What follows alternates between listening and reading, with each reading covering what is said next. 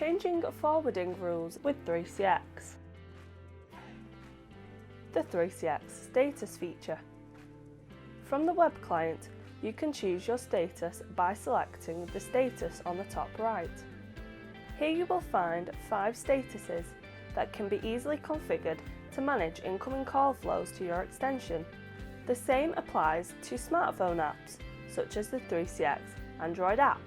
Simply select the status indicator in the upper right corner. To select the status from an IP phone, you need to enter *3, then a number from 0 to 4 according to the desired status. For example, to choose the Do Not Disturb, you'll need to enter *32, and a voice will confirm the status selected. To return to the available status, type *30.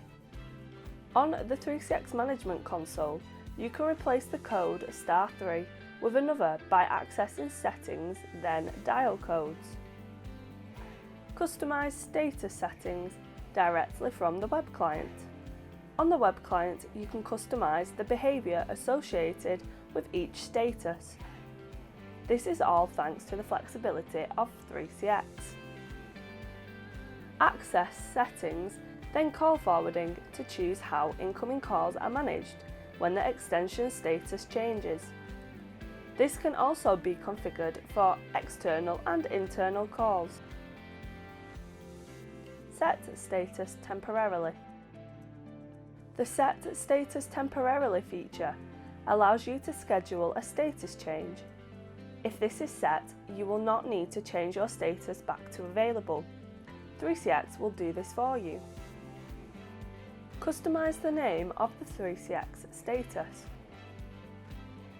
Did you know that customizing your name on 3CX can be easily achieved from the app or web client?